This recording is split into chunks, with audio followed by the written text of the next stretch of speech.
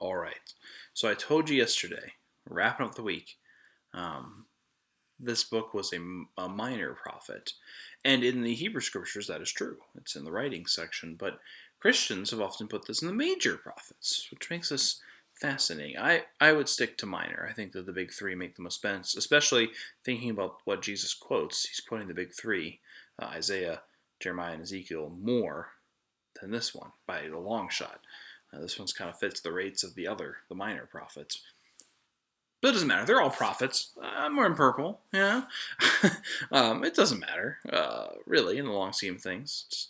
It's just like sorting things. Anyway, this is the book of Daniel. And obviously, Daniel, popular name. You probably know Daniel. The Lion's Den, right? Yes, of course. Daniel chapter 6. Daniel in the Lion's Den. It's a famous story. Sunday school curriculums, VBS, they love it. Um, that's one chapter. There's 11 other chapters in here.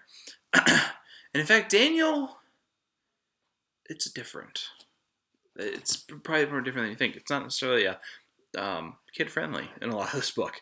So the first half is actually in Aramaic. We talk about the New Testament's Greek, the Old Testament's Hebrew. Well, there's just sections of the Old Testament that are actually written in Aramaic, and this is one of those, the first half, which is that Nebuchadnezzar and Daniel dialogue and story, right? And ending with the lion's den, of course. And then the second half of the book is written in Hebrew, so clearly there's two different authors here. And we'll explain more of that, why that is, in a couple weeks. And why I'm doing that will make sense then. You just have to trust me on this one. But Daniel, um,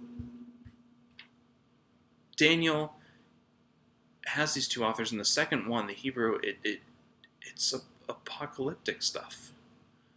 It's predicting the end times.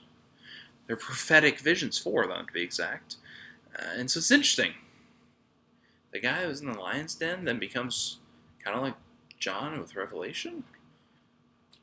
Yeah, I mean, this is kind of some of the material that the Hebrew Bible would have for the end times. It's from the book of Daniel. The prophet Daniel is predicting what will happen in the end. So it's not just Revelation.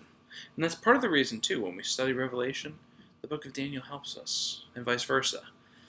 Among other, Jesus obviously has apocalyptic prophecy as well at the end of most of the Gospels. But yes, so I think it's funny. Daniel feels like two different books in one, to be honest. The first one is very narrative driven, the second one is prophecy driven. So I'd say if you're looking for a book that has an Act 1 and an Act 2, if you're looking for a book that we almost never read in the lectionary and stuff, besides The Lion's Den, or if you're looking to revisit that classic and then see what happens after The Lion's Den. Was that the end? No. Check this one out. And like I said, we'll get to what's called the Apocrypha later, and you'll understand that there are parts of Daniel 2 that aren't in our Bible, but did exist in Hebrew Scriptures. So, we'll talk more about that when we get to the Apocrypha, however. One final thing with Daniel 2. Like I've said with so many of these books, there's a lot of symbolism, there's a lot of things that seem strange.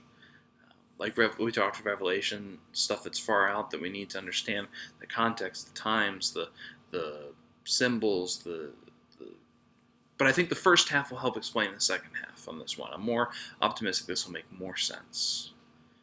But if not, you always know how to reach me. So, that wraps up this week of the major, plus Daniel, or major, if you're going to throw them in there, prophets. And then we will continue to dive into the rest of the prophets as we go here. So, thanks for being with us, and I hope that you are finding a book to check out.